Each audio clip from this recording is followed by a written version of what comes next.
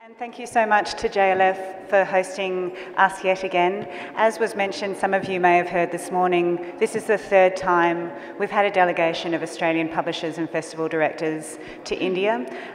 It's a very special time for all of us to experience the incredible richness and gloriousness of Indian culture, but it's also enabled, as we're starting to see after 3 years down, some long-lasting and enduring relationships between Australian writers and publishers and Indian writers and publishers. We recognise this is a long road to travel, and we're at the very early stages of it, but we're starting to see right sales happening on both sides, but more importantly we're starting to see the people-to-people connections and the business-to-business connections as well, which we know will set us in very good stead for the future. I'm Wendy from the Australia Council, and the Australia Council is a body that is funded by the government but operates at arm's length from it. We exist to enable artists in all forms, including, and that covers all art forms, but particularly literature as well. And we offer a range of support to artists and writers and publishers through the various programs that we run. So I'll talk a little bit more about those later, but I wanted to introduce my wonderful panel. We have a mixture of publishers and festival directors with us today, and we have been in Chennai and in Kolkata and now Jaipur, and then we'll be to Delhi, where we'll be meeting with a range of publishers and representatives from the Indian industry. So on my far left, we have Kroetsch, who is the director of Adelaide Writers' Week, which is one of our preeminent literary festivals. We have Stephanie Siriwardene from Scribe Publications, which is a wonderful independent publisher based in Melbourne. We have Cate Blake from Penguin Random House, who is a commissioning editor, general publishing, is that correct? Yes, I always check my titles. We have Fiona Henderson, who has worked in Australian publishing for a number of decades and is currently the publisher at Wakefield Press, but has also worked across pretty much every major publishing house in Australia, I would think. Edina Johnson from the Byron Writers Festival, which is a glorious writers' festival in the Northern Rivers area of Australia. And we have Margot Llyod from Wakefield Press, which is an independent publisher based in Adelaide. So I suppose for those of you who don't know much about the Australian literary scene, I would just set the picture for you very briefly. We are a nation of readers foremost. We have over 87% of Australians will read a book a week. This is research that we garner through our participation surveys. And as a result, we have a very rich and vibrant writing culture as well. There's a number of programs that we have in place to support that. We have writers' centres across the country, we have festivals all over the country, and we have about 1,000 organisations that work in writing and publishing, of which about 90% of those are small to medium operations. So, as a nation of readers, I think I'd like to direct my first two questions to either side of me, and we'll start with you, Fiona. How would you describe the current publishing scene in Australia, and what are some of the sort of key characteristics and trends? Microphone. Well, having come from many years working in multinationals and now for the last 18 months working for an independent publisher in Melbourne, which is just sort of starting to find its feet. It's really fascinating to see the market from a different perspective, but certainly I think we've all been in a situation over the last couple of years of, I think we are all facing this in publishing, of seeing the numbers decline in the books that we can sell, but I think it's still a really vibrant community. And I think in terms of what we're actually inspired by more recently is you sort of think literary fiction can become more and more difficult to publish, but it's so great to see things actually breaking out, and that certainly happened in our own company. And I think, looking at some of the places we've visited just in the very short time we've been here, it's so exciting to see so many small publishers really kicking it, that for us it's so fantastic because I think we can take a lot back and learn from some of the models that we've actually seen here. In terms of the sort of books that I publish, I really publish a lot of memoir and fiction, and we've just started a children's list.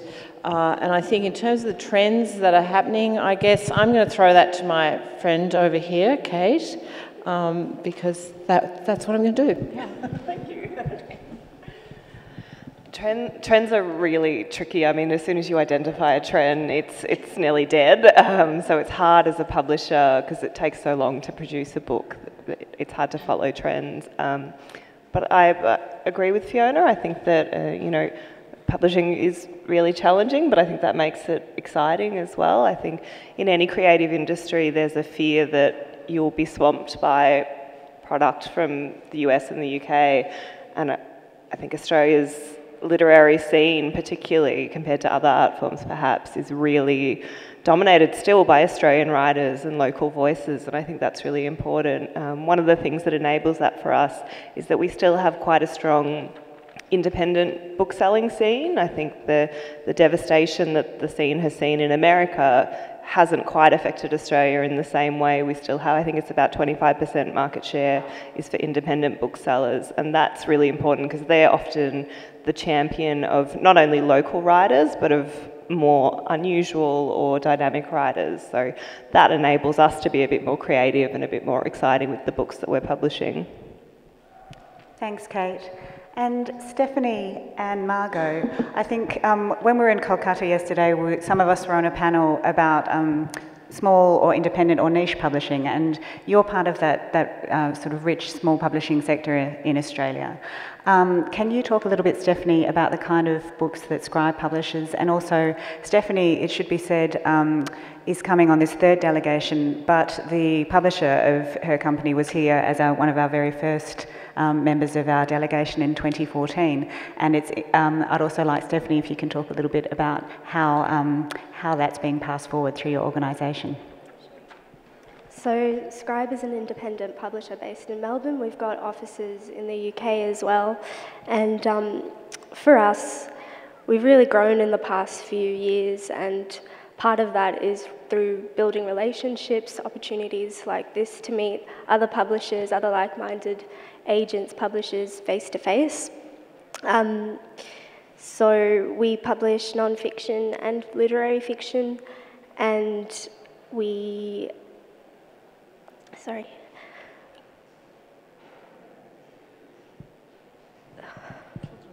and children's books as well. Sorry. Yeah, we launched our children's imprint last year. So opportunities like this, it used to be that small publishing meant small thinking, but there's never been a better time to be a small publisher at the moment, because we've got access to all of these different opportunities. Much like India, I guess, distribution in Australia is a thing to tackle, but we've teamed up with Penguin for our distribution there, and in the UK we have an arrangement with Faber for distribution through there. So even though we don't have the same type of advances as bigger publishing houses, the networking that we do really helps us along, and it shows. We've had a stellar past year with some of our fiction titles winning some of the most, or being shortlisted for some of the most prestigious awards in Australia. You've had global bestsellers, indeed. We've had a really great year, yeah. And we have a really strong design team as well, and they've been winning all of the awards for book design. Yeah, so through initiatives like this, we've been able to sell rights and buy rights with other Indian publishers. Yeah. You have, when Henry was here 2 years ago, he had quite good conversations with Speaking Tiger, yep. was it? Yes. Yeah. And Speaking as a result, Tiger. there's rights going both ways, which is fantastic. Yep. Fantastic. And Margot, can you talk a little bit about Wakefield and what it means to be a small press in a place like Adelaide, which is in the middle of Australia, but it does have, Adelaide Writers' Week is, as I said, one of the great literary events in Australia, and there's a very strong reading culture in Adelaide. It definitely is, and Laura will talk more about that, but we really see ourselves as a bit of a regional community publisher. Adelaide in South Australia has a very small population. It's about 1.2 million people. The publishing house I work for, Wakefield Press, has been around since the 50s, but during the 80s it was actually a state-run publishing house, and we've kind of taken that credo through. Since my boss bought it in 1989, we have remained as a bit of a community publisher. We do a lot of local memoir and history books. But we also obviously publish, broader titles, and we publish a lot of South Australian writers. And Laura will also know that there are a lot of writers in South Australia. For such a small population, everyone seems to write and to read.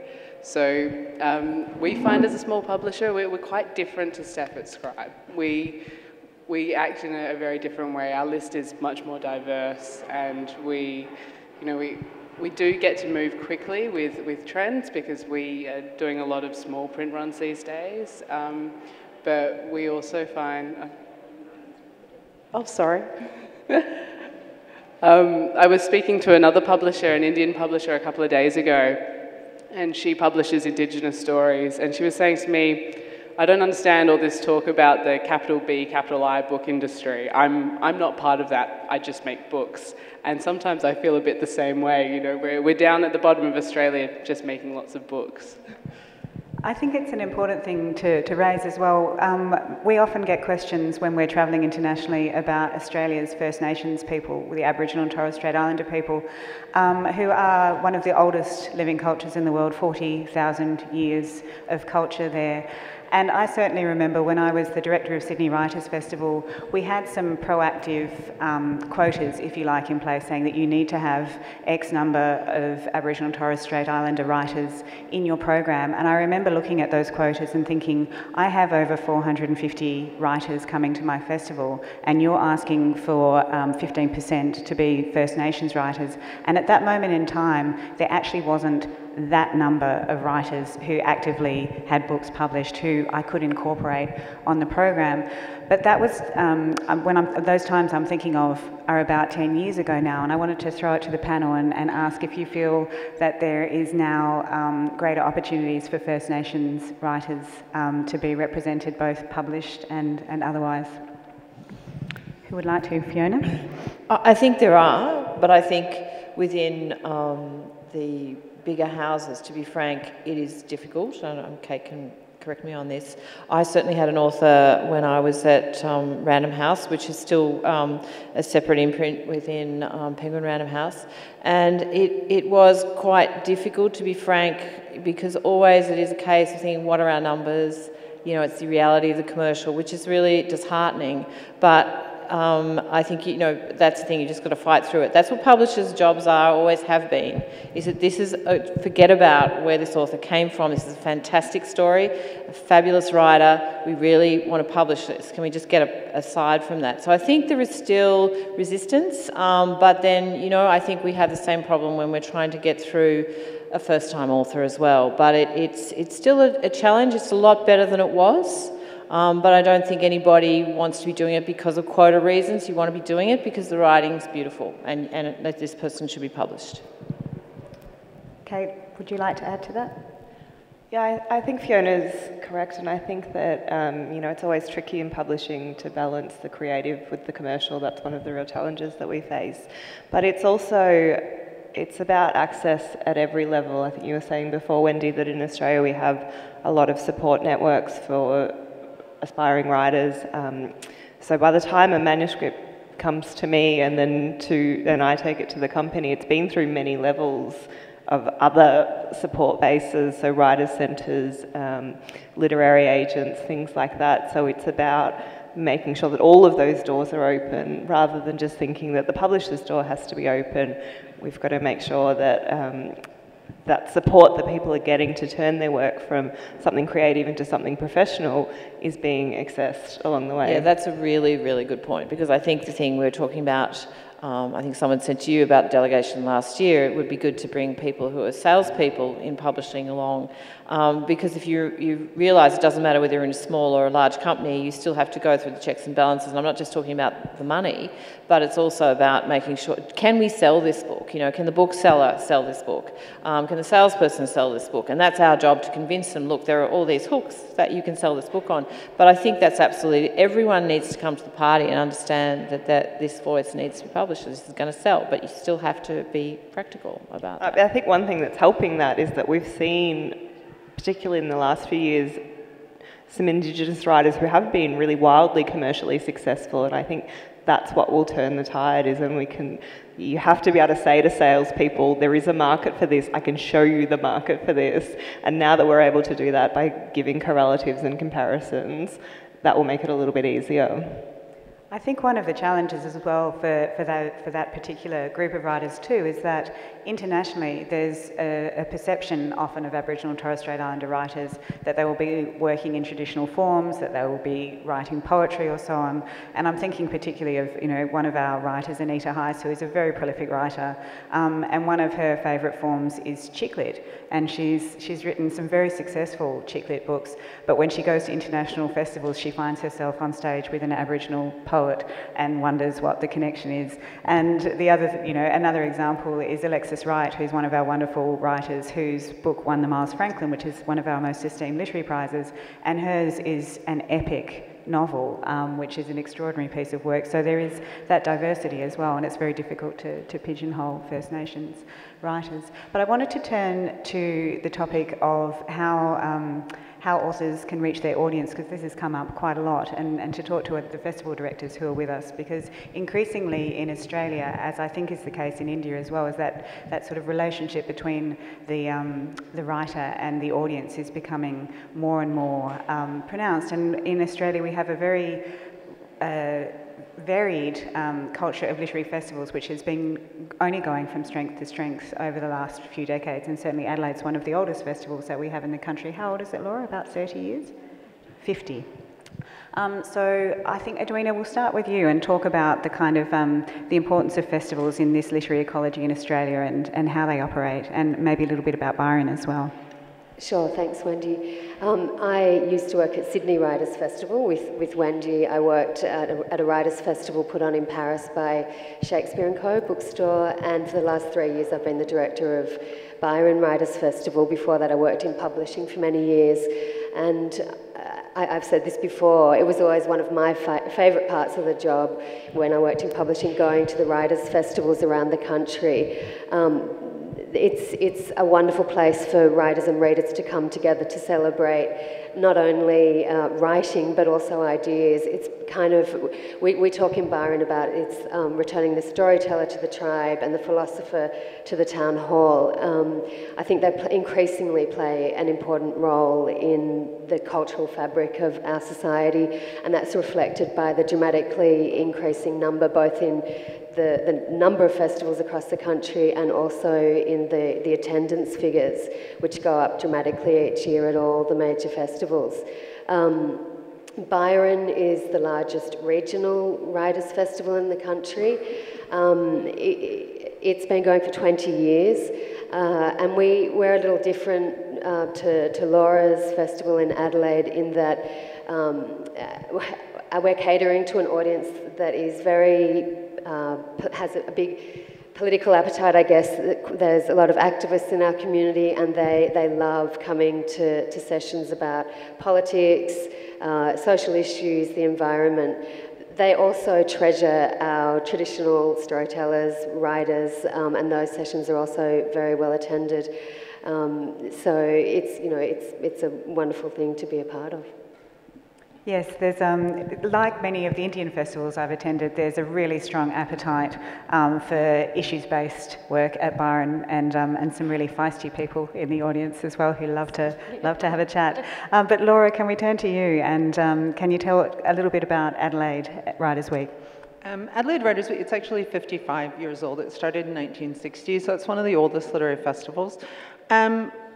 Writers' Week has really stayed true to the idea of being a literary festival. We all know that literary fiction and poetry don't sell like gardening books, and we have always taken it kind of as our mantra that we're there to support writers, particularly through book sales. So like Edinburgh, we sell our own books, and we're very book sales focused. I kind of see my job as finding readers their next book. People are kind of always looking for something new. I think that you breathe the same air with the famous people, but really as readers, we're looking for new things. And for writers, I see my job as building readership. And what I hope happens is when you find a writer you like at a festival, you stay with that writer for the rest of their career. And I guess because I was a bookseller originally, I am very conscious that it's tough out there for certain kinds of writers, and that I really see festivals having a responsibility to support them. And at the same time, we also have a responsibility to our readers to challenge them, to give them things they might not want, and to make them think. And it's great fun. And Adelaide takes place in a historic garden. It's a very relaxed atmosphere, and we always say it's a safe place to talk about difficult things. Can you talk a little bit about some of the Indian writers that you've brought to your festival in the past and your sort of approach to showcasing international literature? I'm really determined that we remember in Adelaide that, you know, there are more voices out there than those that come especially from the United Kingdom, which still does kind of dominate the publishing world in Australia. So I made a decision some years ago that I would feature in my festival Indian writers from India and not diaspora writers.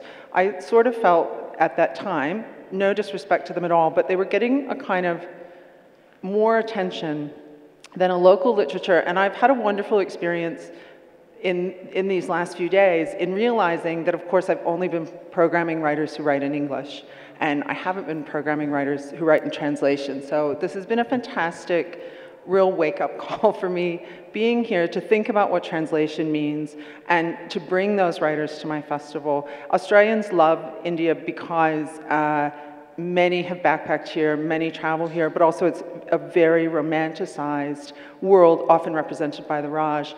And so it's a fantastic opportunity, I think, for me to bring new writers into the market and build readership there, but also really give my readers a new experience.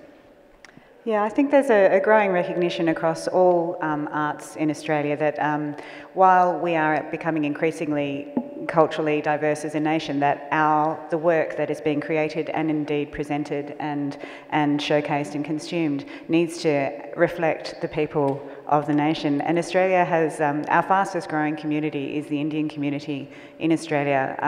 The population has doubled since 2006, and I think increasingly there will be greater appetite for Indian work in Australia as well, both in translation and otherwise.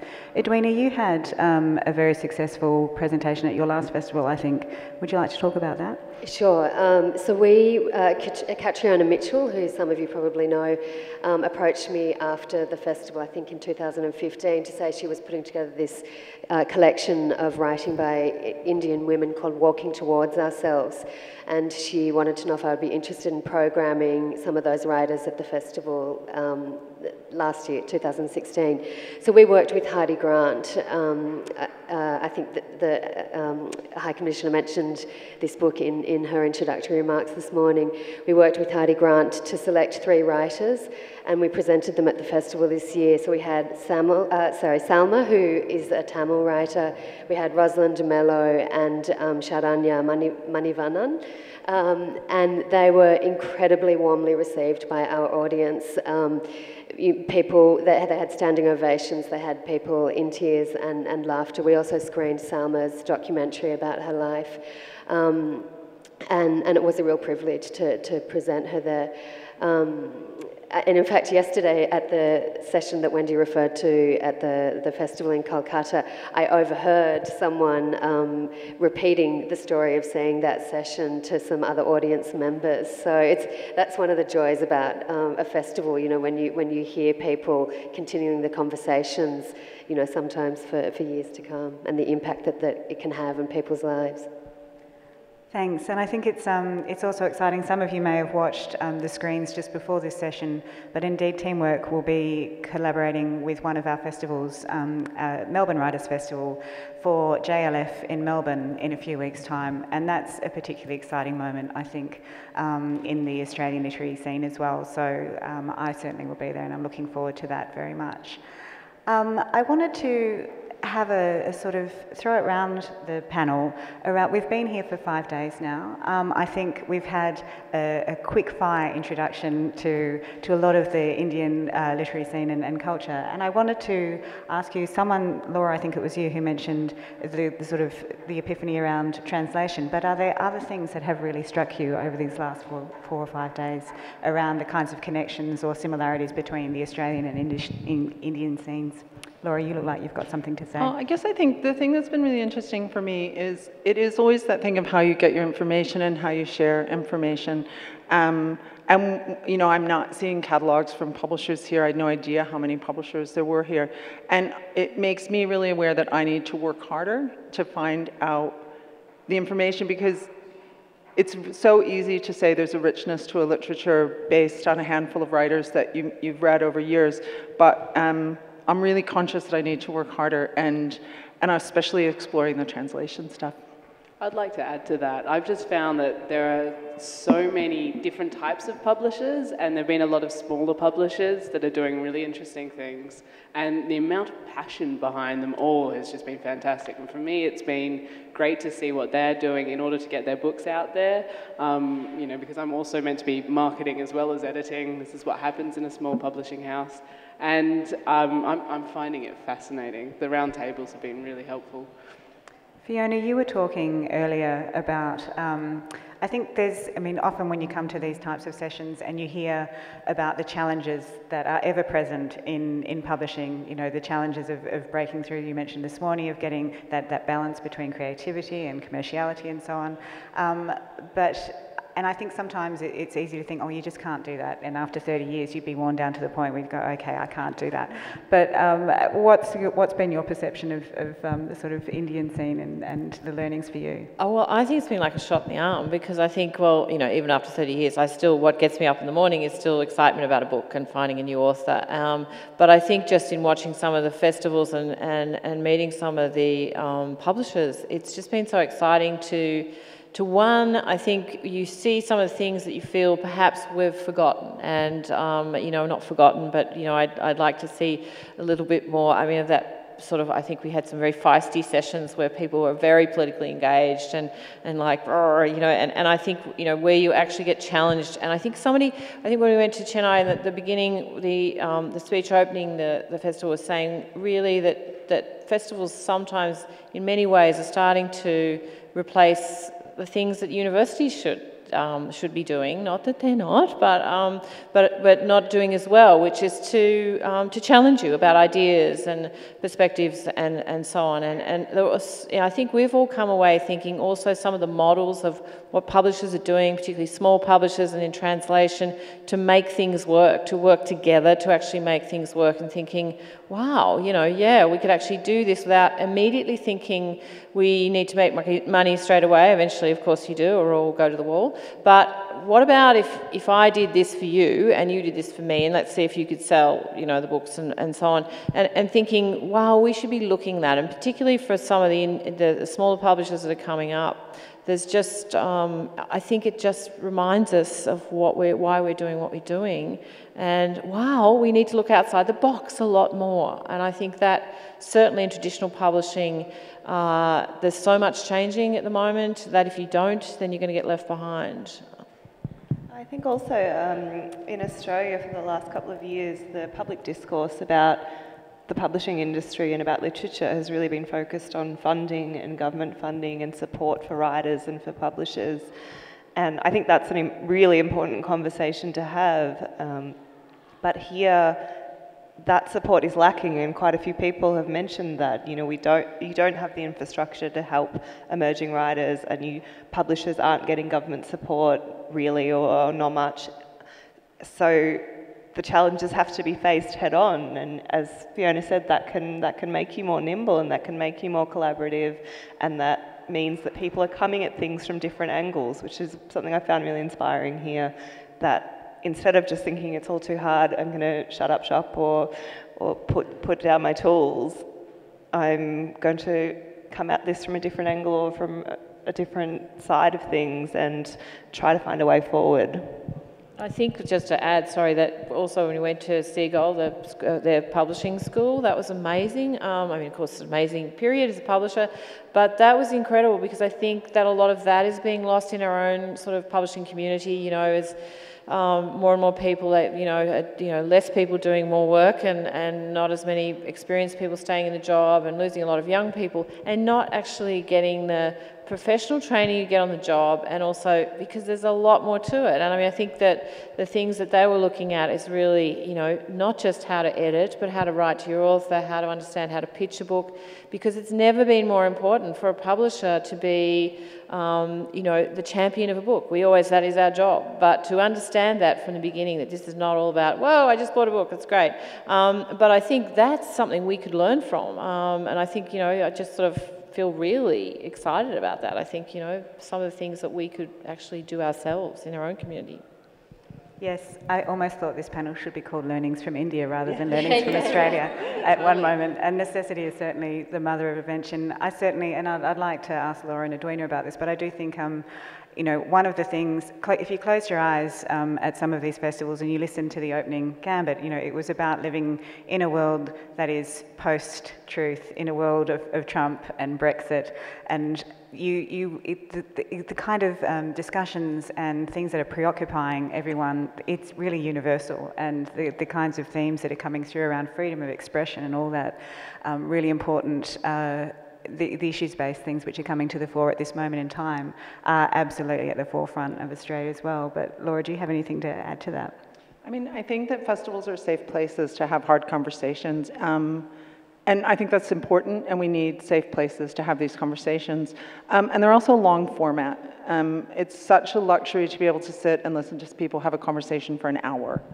And we also have the luxury, like I guess a magazine, only we do it real, is that we can gather people together who do represent other, you know, positions from around the world, and we can share experiences on the stage and off the stage, which is, when you think about it, extraordinary. You know, it's extraordinary in a world where we think everything should be digital, that human beings can still gather together face to face and have conversations. And you were talking earlier about that important kind of curatorial role that festivals play as well. Yeah, well, I hope we're a trust relationship. And so one of the things that we can do is, people like Edina and I sit in between everyone. And so what we say is, if you like what I picked before, you can trust me, so trust me as we go forward. And we sort of work as an informal group, and so whenever we get festival directors together, we're forever saying, you know, oh, this writer's fantastic, and, you know, this one was really interesting, and this is a conversation we can have. And so I do kind of see us sometimes as a bit of the grease, you know, that keeps things moving along, and connecting people, and really forever building with the audience trust. You know, it's like that experience of going into a bookstore. There's a lot there. It doesn't make sense to you. And behind the scenes, I hope people like us are going, do this, go this way. And while festivals are absolutely about ideas, don't put that microphone down, they're also very much about the books themselves. And we have a number of different models in festivals about how the books actually reach the hands after the session. So Laura, in your case, you are both a bookseller and a festival director, aren't you? Yeah, so we sell our own books and we run the book tent. And for me, it means I have to work hard, because at the end of the day, bookselling is my single largest revenue stream. And what I say to the readers is, if you buy a book from me, the publisher gets money, and we need publishers to have an industry. The festival gets money, which means we have this event, and the writer gets money. And what comes back to me, which is apparently Laura's rule, is if we like the writer, we buy the book. And the only way we're going to have an industry, in the same way that if you want theater, you buy a ticket, we have to have people buy books.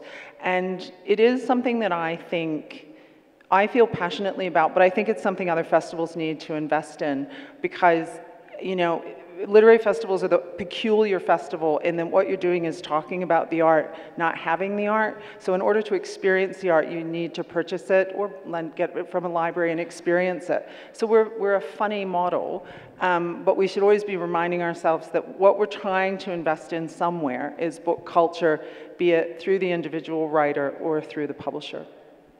And Edina, you have a different model, don't you? Yes, our model is very different to Adelaide in some respects, despite the fact that the inspiration for it 20 years ago came from our founder attending Adelaide Writers' Week and deciding that he wanted to establish a similar festival back in Byron, which he has gone on to do very successfully. But he could get very little funding in the beginning, so from the beginning we've been a ticketed festival. You can buy a 1-day or 3-day pass, and that has been our kind of major source of funding for most of the life of the festival. That's starting to shift a bit. Now we're getting more government support, I'm delighted to say, and corporate sponsorship as well. But like Laura said, it is about trust, building trust with the audience. And we put our tickets on sale about 3 months before the program comes out. We'll release what we call early bird tickets. And people will be badgering us, when can we buy it? They don't even need to see the program or know who's on it. They just want to come back and immerse themselves in those 3 days of nourishing discussions again. For our books, our bookstore though has very healthy sales. In fact, for the local bookseller in town, or certainly this was the case a couple of years ago, the sales during the week of the festival represent 1/3 of their turnover for the whole year. So it's, the book sales are healthy. People go from those sessions to the bookstore. They want to take home, something that will keep the conversations they've heard alive in their home. And like Laura has said, people will come thinking that, I really want to see William Dalrymple or whoever it is that they know and love. They'll often leave holding up a book of an unknown author and say, this is my find of the festival. And it's really lovely to see them take ownership of that author who they hadn't heard of before they came to the festival. Yeah, I think one of the biggest challenges for Australian writers is discoverability, and the festivals play a really important role in that, not just for those who attend the festivals themselves, but in the publicity campaigns that are attached to them. It enables a visibility that is really important for writers trying to break through. Cate, you sit on the board of another festival in Australia, the Emerging Writers Festival. Can you talk a little bit about that one? So the Emerging Writers Festival is quite unique in Australia, and I think possibly internationally. There aren't many festivals with this ethos, but it's geared toward writers instead of readers. So most of the audience members, as well as the panellists and the people appearing at the festival, are writers, and it's set up really as a sort of community and skills development program for emerging writers. So there are sessions on how to pitch your work to publishers, how to promote your work, how to manage your finances as a freelance writer. So it's all of those really practical skills, but it also gives writers, especially young writers and writers who aren't as embedded in the community as the more established writers, it gives them the opportunity to meet with one another, to compare notes and make sure that everyone's had similar experiences, or to ask for advice, or to meet people from the publishing industry who they might not otherwise have access to. So it's a really important support system for emerging writers.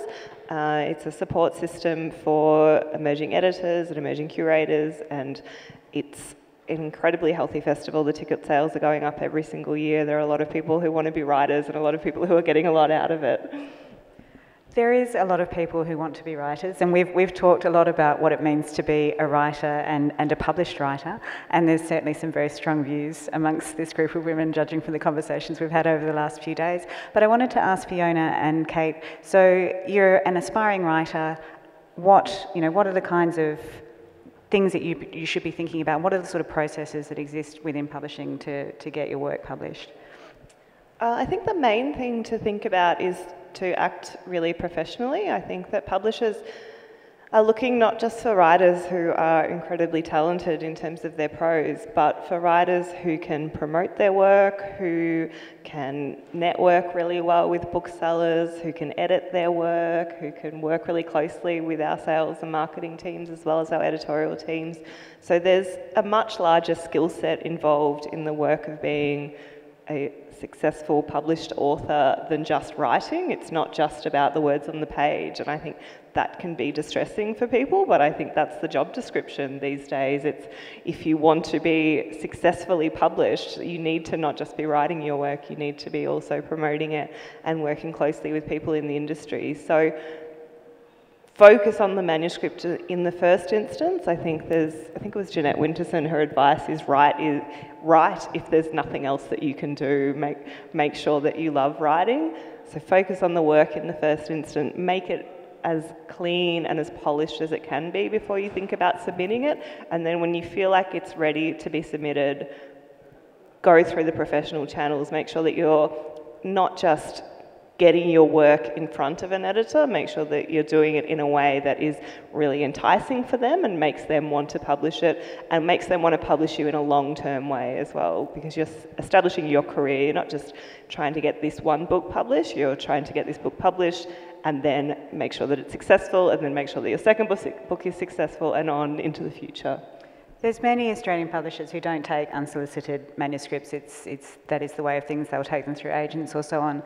But there has been a number of the major companies, for example, will have one day a month where they open the gates. Can you talk about that, Fiona?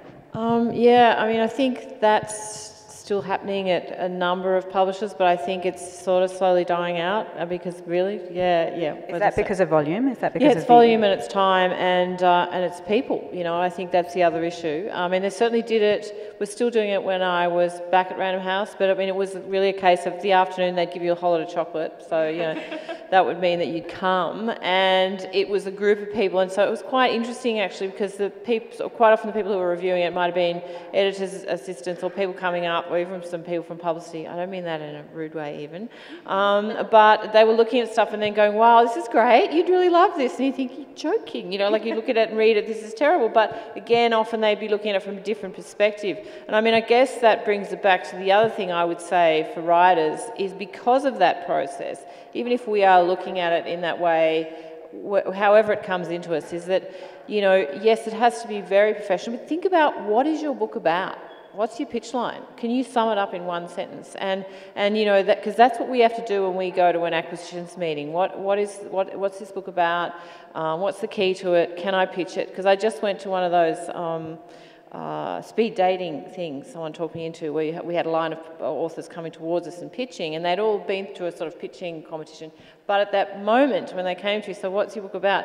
Well, they told us I should do it in one sentence. Can I just read this out to you? You know, so again, you've got to think about this is your moment, and if you're sending stuff in, make sure that you can see it immediately. Because I think the other thing people forget is the volume, the sheer volume of stuff that comes through to us, and it could mean the difference between thinking, oh, that looks interesting. You know, like if you see a line, I know that's what an assistant, I remember telling me she used to do with a publisher. She'd make sure the line sounded really interesting if she wanted to do something. But the same thing for a book, if you sort of think, wow, that sounds intriguing, and looking at the sort of initial opening and thinking, wow, that's great. I know that sounds sneaky, but wow, you know, you are selling yourself. You're selling, you know, your book and getting the foot in the door.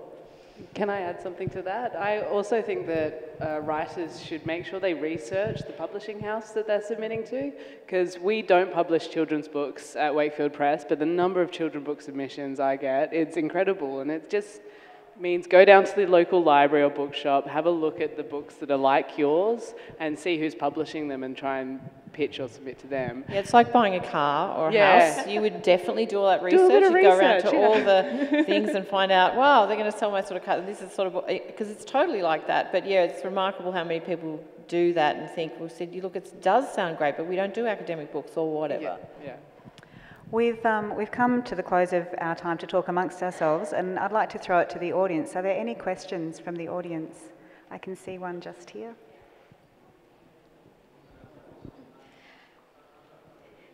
Hi, it's always a pleasure to listen to you all. Like last year, we just ended up going back home feeling that the Indian publishing story and the Australian publishing story is so similar. And I just want to compliment Fiona because you look like Diana Anthill, who's the famous author of Cate, An Editor's Life. And I've been following your work, the kind of books you've edited or commissioned, and the list looks very similar. So my question to you now, ladies, is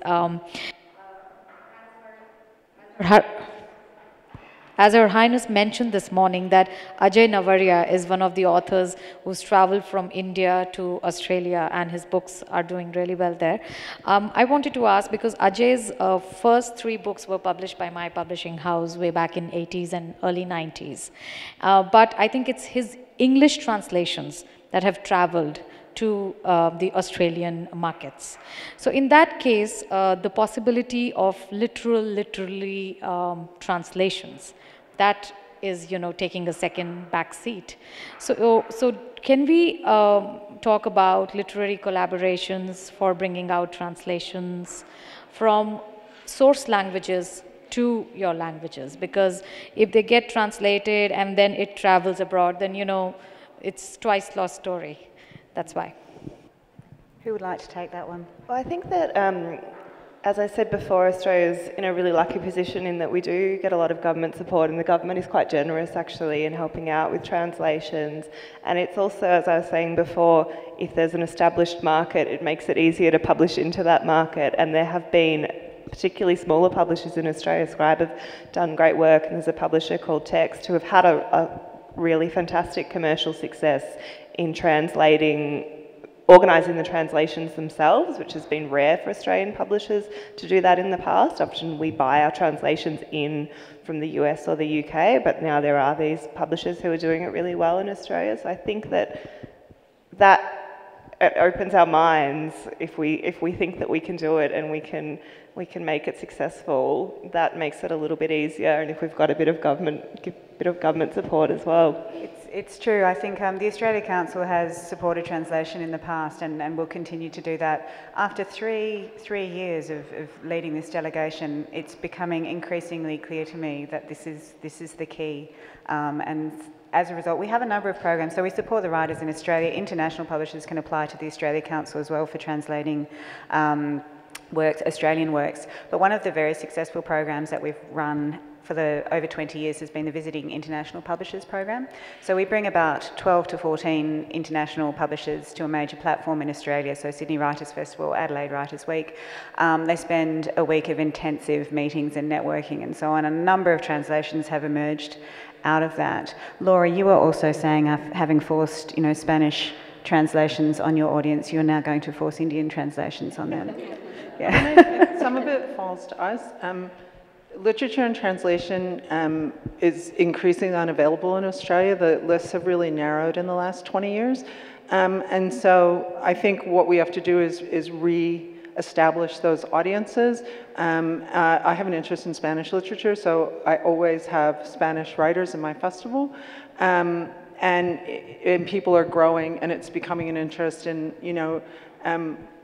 I had an interesting experience this year where, because I had programmed a Mexican writer, a local publisher, a larger local publisher bought both of his first 2 books to make available in the market at that time. So I definitely think festivals have a role to play in re-establishing the market for literature and translation. Yeah.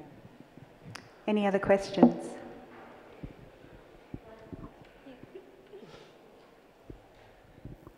Hi, this is a question for Stephanie.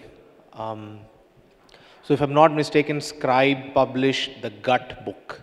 Yes. Or brought it to the English-speaking world, because I think it was initially published in German, and then Henry discovered it and published it, right? If that's the story, right? Yeah. Okay. So now I thought that was very interesting, where he picked out an almost unknown writer to the English-speaking world.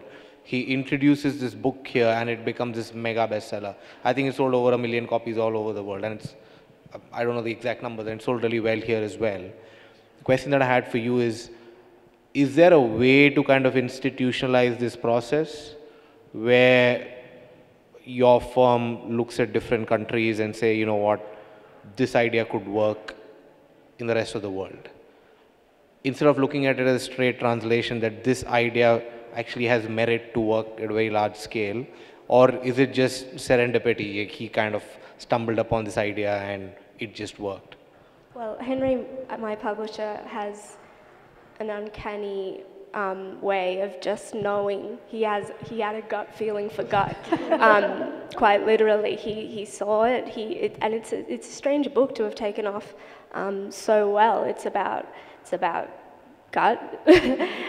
It's about your health, and it was in German. It was written by a science slammer, and it had these gorgeous illustrations.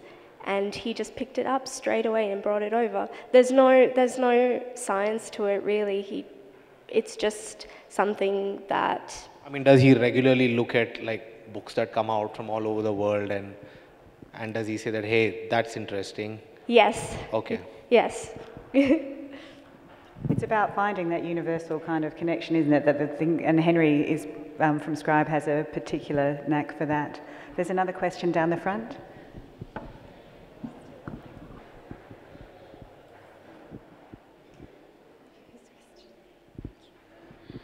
Cate, my question is to you, since you talked about an emerging writers festival, and yesterday we were in Kolkata where the discussion at the panel was about how young writers only want to be published by the big publishers. So can you just talk a little bit about, is that the same vision, idea or vision that, I'm sure every writer aspires to be published by a big publisher. What's the situation with regards to that in Australia? Well, I think that it's true up to a point. I mean, Penguin's in the top 10 most recognised brands in the world, which is kind of extraordinary for a publishing company. So I think when a lot of people think of books, they think of Penguin. But my office is based in Melbourne, and we're the only really big publisher in Melbourne. It's got an incredibly vibrant literary scene. It's one of the UNESCO cities of literature, and it's really dominated by small publishers. So that gives a really interesting dynamic to the Melbourne literary scene. The Emerging Writers Festival is in Melbourne as well, because I think a lot of people there enjoy being big fish in small ponds, and I think they worry that if they publish with Penguin or with a Sydney publisher, they'll suddenly be a small fish in a big pond, and that can be intimidating for them. So there are actually a lot of writers who prefer to go with a smaller publisher.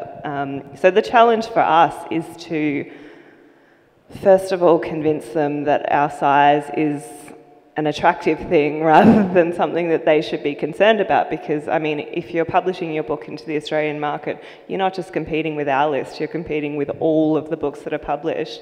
But it's also about author care and editorial support and making sure that people don't think that they'll be thrown under the bus in service of us putting our energy into something that will be more commercially viable, because you need to be able to tell an author that they will get the same attention and the same care that they would get at a small publisher, but with the weight of the biggest brand in the world behind them, which hopefully opens up more opportunities for their work. And I'd just like to say, because we used to work in the same company, right, only on different sides, is now I'm working for an independent publisher, I will use exactly the same argument to say that, you're going to get lost in this really big house, but with a small house, I'm going to look after you. I'm going to look after you, pat, pat, and I'm going to spend a lot of time with you.